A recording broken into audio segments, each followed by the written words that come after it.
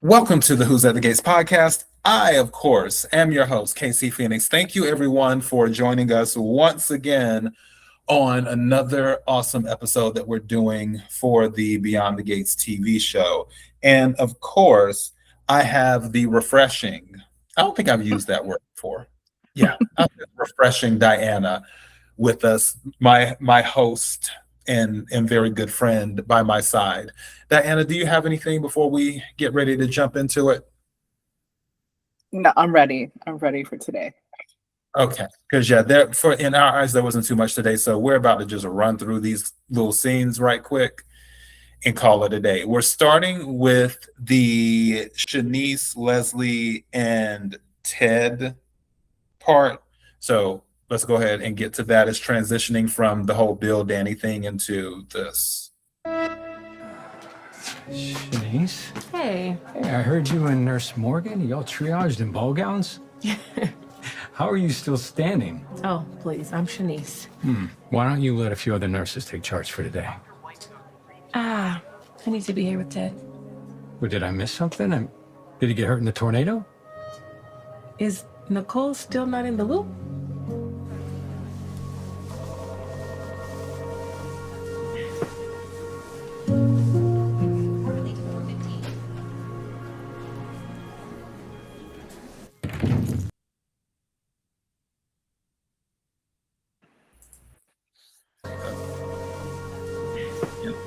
You're gonna get it.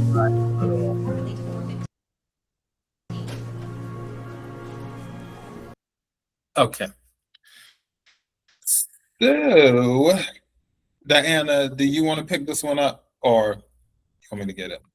Play stupid games, win stupid prizes.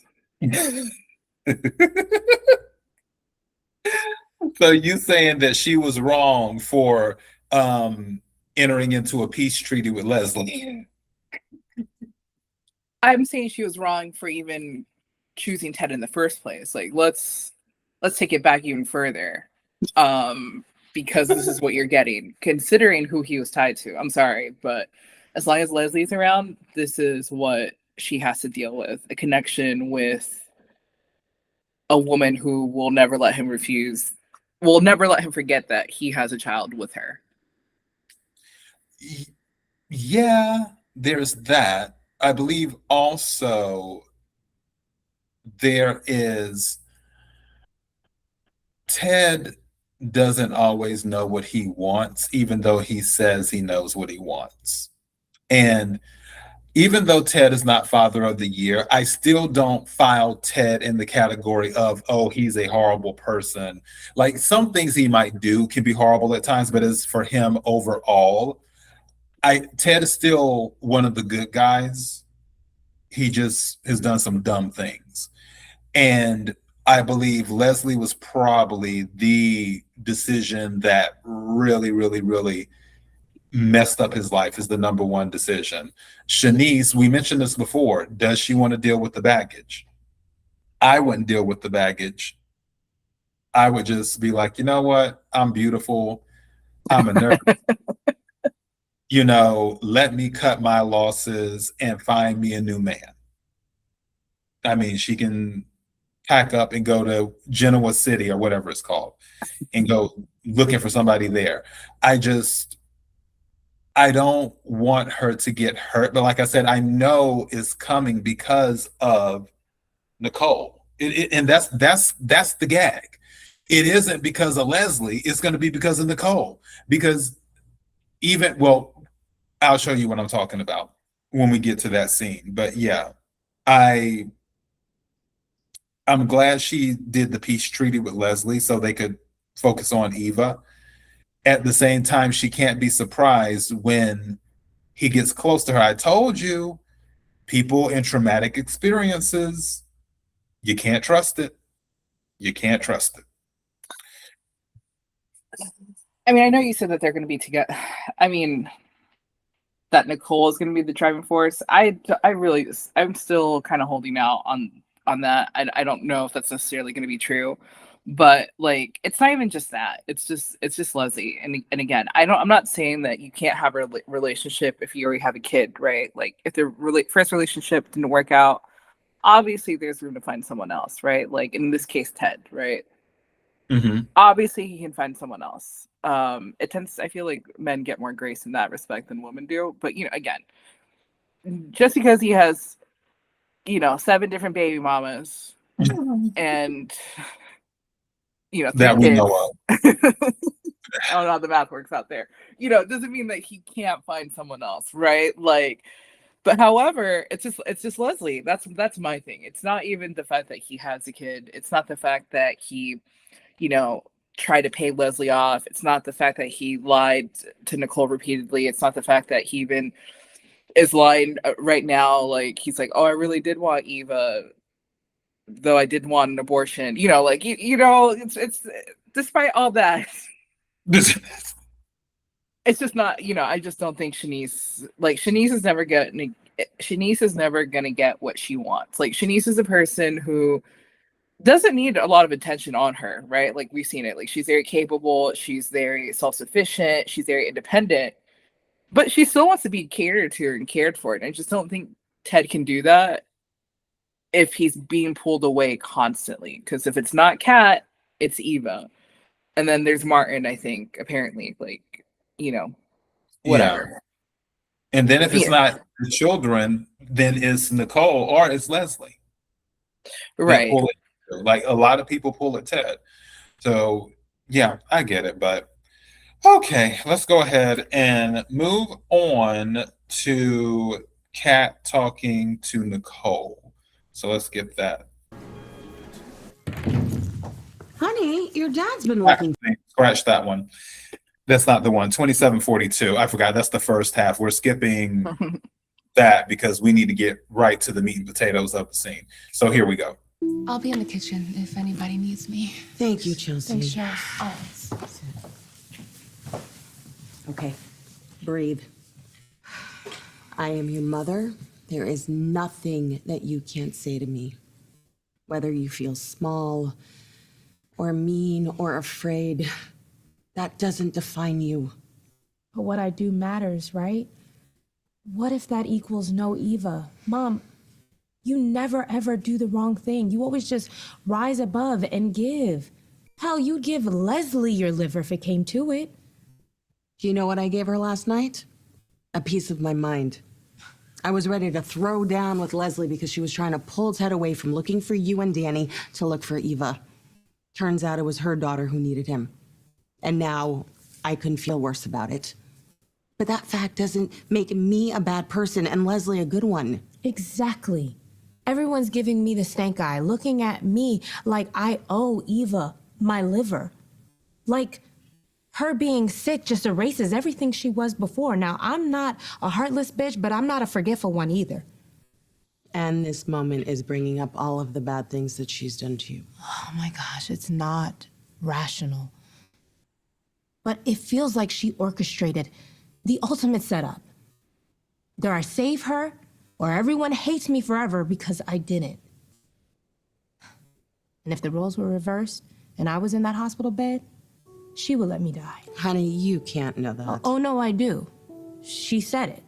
She said one day I'd need her and she told me to go to hell. Okay, let's say she meant it 100%. She did. You have always said you and Eva are not the same. So do you want to make the choice that you think Eva would because you think she deserves it? Or do you want to base your opinion on your own heart? So you're telling me to do it? No. This decision is yours, Kat. But if you do need more time to decide, take the test so you have the option. This is worse than I thought.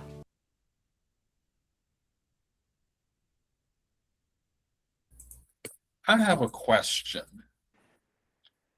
Okay. Do you think, just like this may be Eva's karma of what happened to her, what if both of them are receiving karma? What if this is Eva's karma for the things that she's done?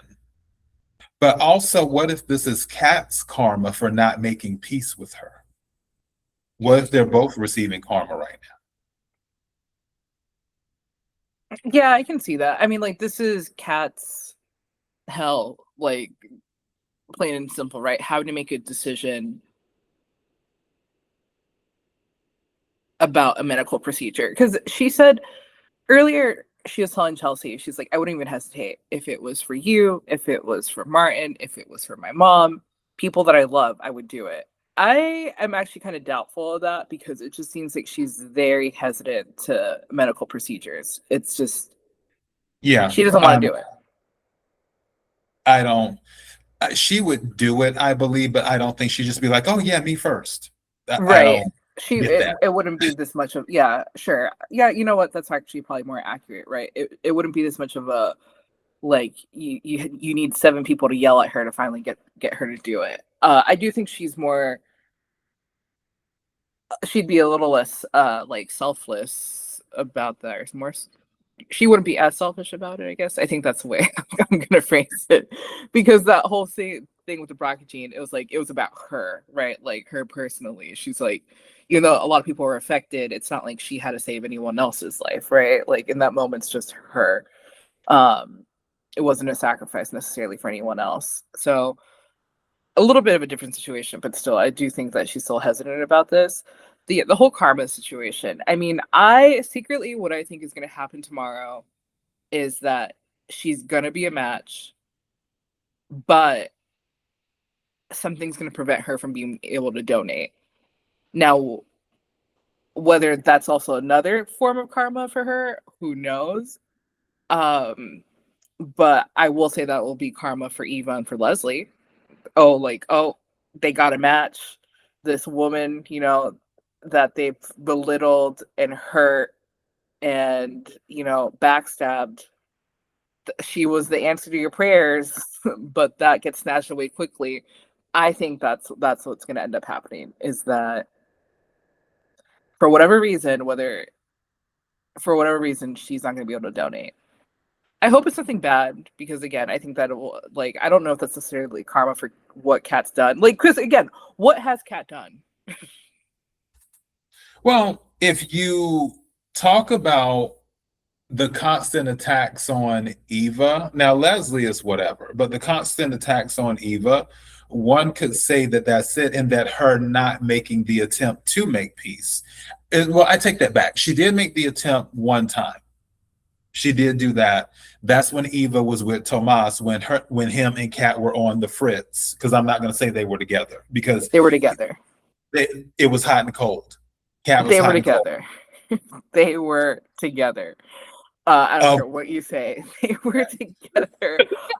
Steve invited her to her little birthday celebration. She let her stay and have a little piece of cake. Yeah, that was a moment in time of peace. I'm talking about an actual attempt at peace, as in lasting peace. That was the one time when she was bringing the bag over to Eva's as an olive branch to the peace agreement. Mm-hmm. And then everything went down.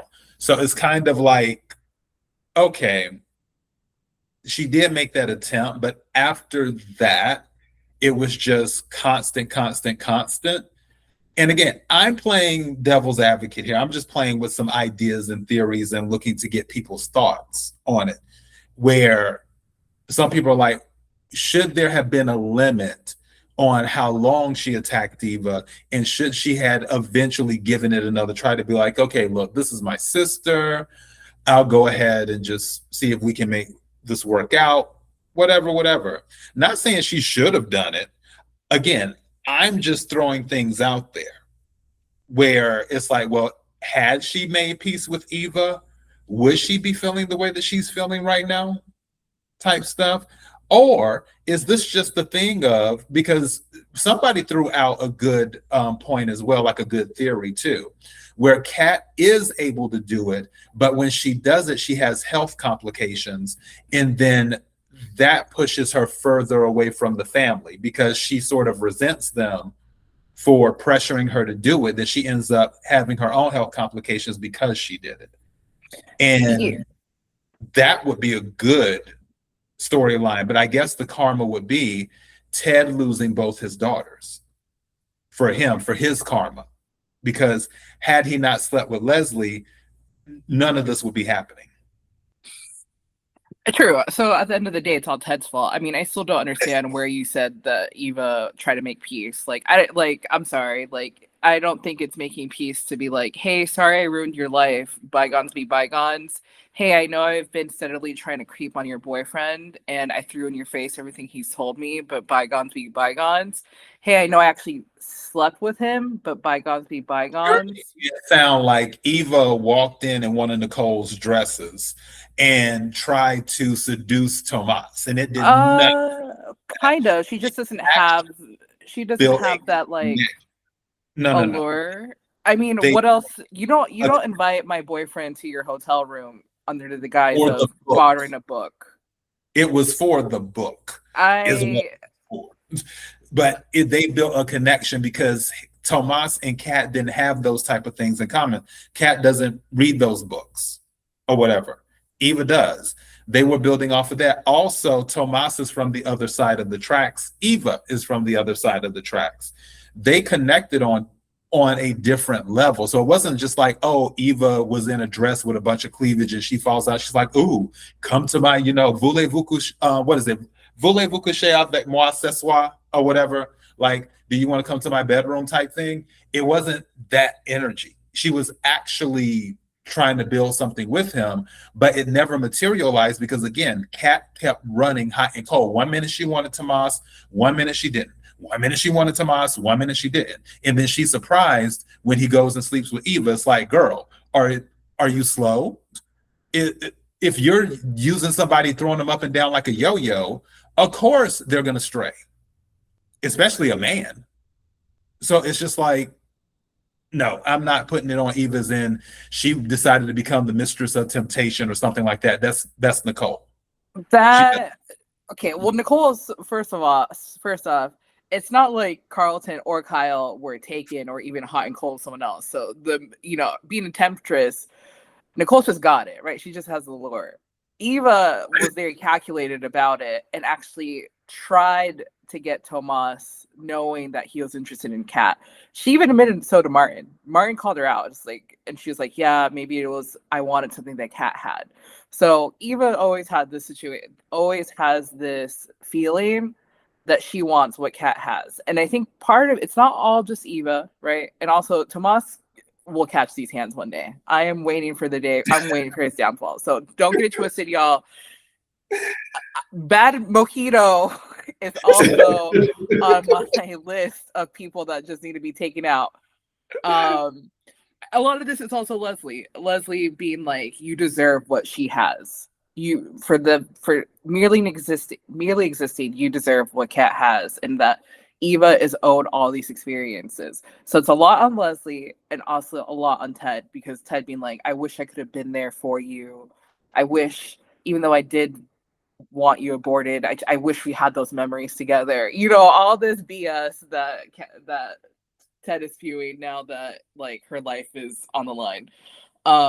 So not all on Eva to be envious of Kat, and I even understand why, right? Like, you have someone that grew up with everything that could have been your life had things worked out differently. I think things would have worked out differently, and I think Ted or Leslie says it to Ted or something in this episode. Had they been introduced as young children, I think things would have been a lot different than it is now, right? And again, a lot of this is because of Leslie, and a lot of this is because of Ted. I will remain firm on the fact that Eva is jealous of everything that Kat had growing up, and that she is actively trying to take everything that Kat has, including her man and her liver. But because I'm just like, girl, how did you get hurt? That's what I'm still trying to figure out. It's crazy. Let's okay, so let's go to the other scene where she shows up, if I can read my handwriting. So 32:21.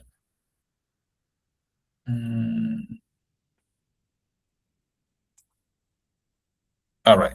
Our family, and we're all out here rooting for you. We're pulling for you. You know what? Stop God, it. I hope you can feel us. Stop the count right now. This man, I also have an issue with, because he's just coming in hot, going like, talking about Kat. I forgot about this man. You know what? I'm glad you're getting cheated on because you don't even make an effort to talk to that woman. So I don't know how you come up here and be like, oh, well, she's like this and she's like that. Okay, sir. This is why Ashley played in your face. This is why Dani's playing in your face, because you clearly know nothing. So also on my list for today of worst characters, I hope Dani cheats again at this point. You know what?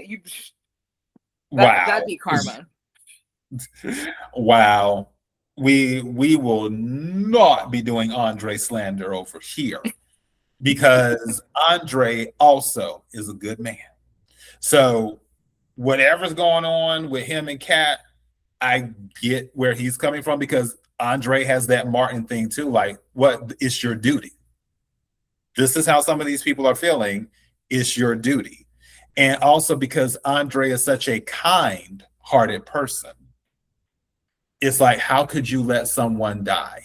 Now, that is harsh in how he's perceiving it, because again, we don't even know if Kat is a match. That's what's irritating. I'm like, we've been through all of this stuff and we don't even know if she's a match. Why aren't you focusing on other people? But here we are. We'll transition on to the scene. Let's go tell her to pay that doctor no mind. I am so deeply sorry. Last time I checked, you weren't a tornado. When you were pregnant with Eva, but yet I showed out. I don't know that man, Dana. The one who could have seen your child, our child, as a threat to the family I already had. The one who was relieved when you told me you'd taken care of it. No, Ted. You didn't know her yet. If I'd just been honest with you, if you had just met her, once you laid eyes on our gorgeous girl, you would have never been able to deny her. You would have never, ever let her go. And now I may lose her all over again. Don't. Mm-mm. You stopped me last night from letting the negativity creep. Now, Eva, she finally has the life that she deserved, including having her daddy back. She's not going anywhere, Dad. Tell me something good.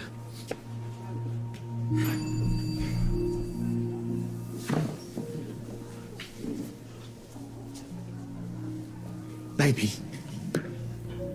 I'm ready to be tested. Oh, thank you, Jesus. Thank you, Kat. I have a lab tech on standby. Whatever you said to her, I am eternally grateful. It was all her decision. You might want to keep the hope in check. Kat only agreed to be tested, not to do the surgery. At least not yet. She can't miss far. She will once she finds out that she's a match. If she's a match. We're not gonna lose our girls. We're not gonna lose our baby. You're quoting me from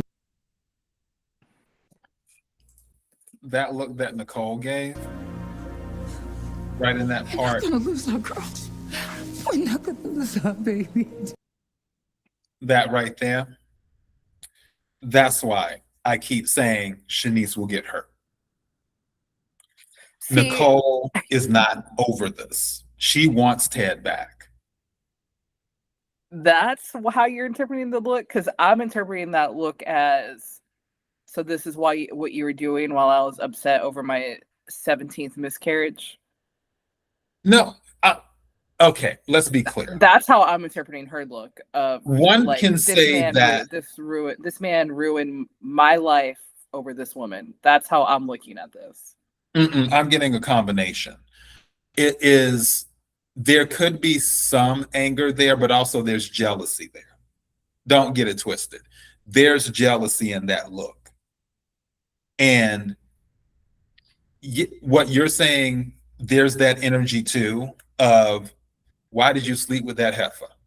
But at the same time, there's the other energy of why is she hugging him? Why is he hugging her? Nicole wants Ted. She wants him back. And that's why I'm like, okay, Shanice, you might need to cut your losses and just go. Even though I wanted her and Ted to win, because I like Shanice and Ted as a couple. I think they look nice together. I don't believe Ted is strong enough to resist Nicole. And there will come a point when Nicole decides to make a move. And when she does, just like what we're about to go to in a minute with the whole Billy and Dan situation, Ted won't be strong enough to resist. He just won't. But Kat showing up, I'm glad she did it.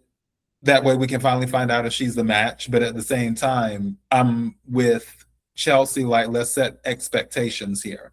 She's getting tested. That's it. Yeah, I like that this episode we finally see people on her side. And we didn't cover the scene, but Nicole basically asked Kat in a much nicer way than what Isaiah did. Like, Kat, it's like Eva did say she was never going to help you. They are not, they have done bad things, but is this the moment that you want to show that you're different? And that's what I've been saying this whole week, right? It's like, I don't want her to be a match. I don't want her to donate, but, Eva and Leslie are in the room where our very own Laura spent months in, and Kat would never have let that happen. Kat values life. Kat is a, decent human person. So that's why I think she would ultimately do it, right? Because she knows deep down she can't let a person hurt. It's there. She's not Leslie. She is not Eva. She is a decent person. Wow. Okay. I mean, I was right. She's getting tested, and again, I'm very glad that. And look, and they're still pushing, right? I think every single one of them was like, just get tested, it'll be fine. It's like it was never going to just stop at testing, and that's that's so annoying about this whole week. It's not just the testing, because then, and even I think the testing part is like the small decision that you have to make. It's everything that comes after, all the risks, all the all the complications that it can arise. There's an even bigger decision to be made if she is a match and if she is actually able to donate. And I really hope that, she has Chelsea and Nicole on her side to really think through the complications of everything that's about to happen for a girl who, again, admitted, I'm not going to help you ever. We could go into the context of what triggered that conversation between her and Eva when Eva was like, you will need me one day. But we will say we could do that for the Saturday episode and see how Eva ate her own words, of course. I mean, I think I vaguely remember the context too, because I think that it was a moment where Kat said, just leave me alone. Just leave. And you said time and time again, right? Just let it be. And here, so Kat tried to draw a line. Eva didn't let her. Eva had to be the bitter person that she is. And look where that got her. We need to play that scene again, because I think you're having some revisionist history, because all of that kicked off is because Kat was playing games with Isaiah to make Eva upset, and Kat even admitted that to Chelsea. So, yeah, we might have to revisit that. Yeah. Kat has known Isaiah for a hot minute. So I don't know. It's of who knows who first. It's not like she lured Isaiah into the chambers of her bedroom. It's not like she's like, oh, hey, I have a new mac and cheese. I have a new mac and cheese recipe you want to try. It's in my kitchen if you want to come after hours. My word. I mean, that's not how Kat was out in plain sight. She doesn't hide like Eva does. She doesn't move in darkness. The accusations, I tell you. Well, we will do that on the retrospective. We can go ahead and do the Bill and Danny thing, then wrap this right on up. Let's see. Actually, let me just let it play into it. You're quoting me from the lowest point in my life? One that I punctuated with bullets to shore up your case, counselor? Now that's desperation. Don't try to make light of it. I'm stating cold, hard facts. You're the one throwing out fate and destiny. But down here, in reality, where you left me once upon a time, it was Andre who picked me up from the grave you dropped me in. He told me over and over again that I wasn't disposable, that I am Dani Dupree. And he did it with love and patience and the best sex of my life. He made me feel like myself again while you were off playing house with Haley, not giving me a thought. So you saying that I've been rattling around your head all of this time is the biggest lie of all. Okay, Dani. Do not turn me into you. I cannot repay Andre by treating him the way that you have always treated me. If I let you do that to me, I will hate myself. It will destroy me.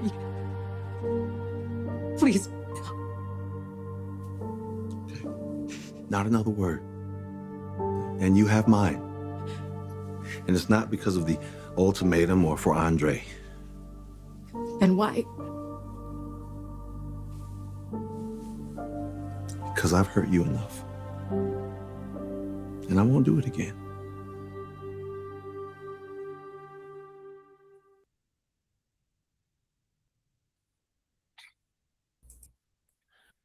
I don't trust him. I was gonna say, what was your first thought? Because Yeah, I don't trust this man.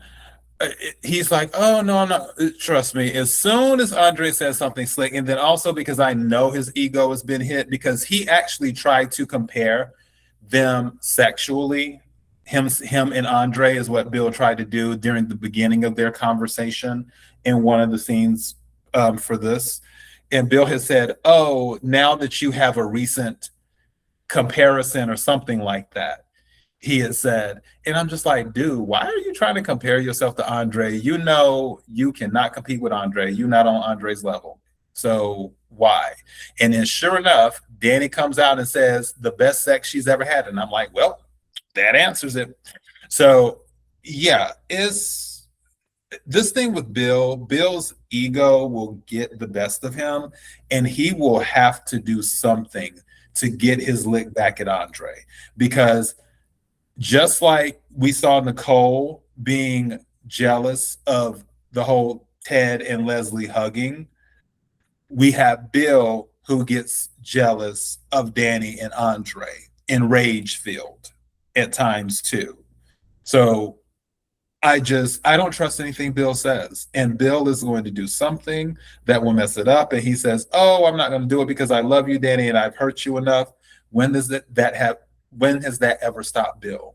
When has Bill ever stopped to say, you know what? I've cheated on Dani 15 times already. I can't make it a 16th time that I'll cheat on Dani. Or I can't make it a 17th or an 18th or a 19th. Bill never stopped. He just kept doing it. Then he got Haley, decided to marry her. He could have said, I've hurt Dani enough. I won't move to the neighborhood. But he moved to the neighborhood. He could have said, I hurt Dani enough. I won't have the wedding in Fairmont Crest. But he had the wedding in Fairmont Crest. The list goes on and on of all of the times where Bill could have said, I've hurt Dani enough, and stopped. But he didn't. So if he didn't, then why would he stop now? It's coming out. So Dani might as well get ready. And you know what? It may not even come out by Bill. I'll say there's a 5% chance that Vanessa screws up and lets something slip. So throw that out there. Dani, you got it.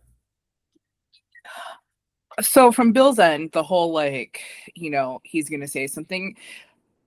You're right. I think it's with the ego, and I think it's because Andre is probably gonna say something slick to him, and he's not gonna be able to help himself. Or on the opposite end, maybe game knows game. Game recognizes game, I should say.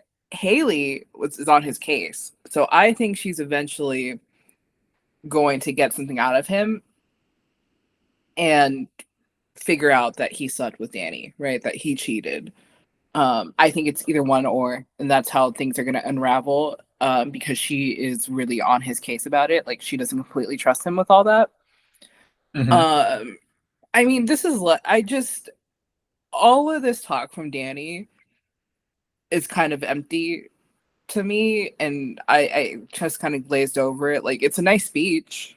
I just don't think it means anything, because at the end of the day, you chose to do what you did. And you can say it's because you were scared, because I really don't know what else could have like what led her to this decision. But all these reasons she's like spouting off, and it's like, he's the one that respected me. So then why did you debase yourself and do this again? Like, clearly you weren't that strong in your convictions, because I mean, it took what, 15 minutes for it to get to this point before they were on that floor. She owned it in the sense of she knows she's not strong around Bill. It's that nostalgia. We talked about this before in one of our episodes. When you break up with someone, or you divorce, or whatever you want to call it, depending on the situation, there's something about someone being familiar and going back to what's familiar. And with all of the nostalgia and memories that were brought up in that elevator, you get caught up. And that's what happened. And Dani knows that when she's alone with Bill, it's very hard for her to resist Bill. That's just what it is. And that's why she was telling him, like, don't turn me into this person, because in my eyes, all she was doing was admitting that I'm not strong enough to tell you no. Because she's saying, I can't repay Andre with treating him the way that you treated me. She's telling Bill, quit tempting me, quit doing the things that you're doing, because I can't resist it. That's pretty much what she was saying. So she can be strong around Bill. And it sucks, because it's like, I expect more out of Dani Dupree, but here we are. And here we are. I think that's where this week's episode this week's episodes have kind of left us. It's like, here we are. This is I'm just a lot of choices were made to get to this point. And on that note, let me go ahead. I'm sharing right quick. We're looking forward to covering Friday's episode. We will be doing a Saturday's episode for next Saturday, because this Saturday's episode for Memorable Moments, again, that will be the slap that was heard around the world, and it will be premiering at 11:59 a.m. Eastern Time on the YouTube channel, and at 10 a.m. on the Spotify podcast. So definitely, if you're interested in reliving that moment and listening to our commentary, check that out. And we'll keep on bringing you the show. Oh yeah, forgot one other little housekeeping thing. One of our videos was striked yesterday or early morning, and we're getting it restored. We've been through this with Paramount and CBS before, where they've done it to 2 of our videos. We got those 2 videos restored. This is the same thing. We're just waiting for the waiting period to finish, which is usually 10 business days. However, last time they restored them early. That's what we're hoping for this time. And it will be back up. I think it was episode number 42, if I'm not mistaken. So just if you still want to see that episode, you can go to the Spotify site, to our Spotify page, and then watch it there. If any of you haven't seen, I think it's episode 42. So if anytime something is removed from YouTube, it will still more than likely be up on Spotify. So just keep that in mind. But usually we get stuff restored because we're about fair use over here. Did you have anything before we close out?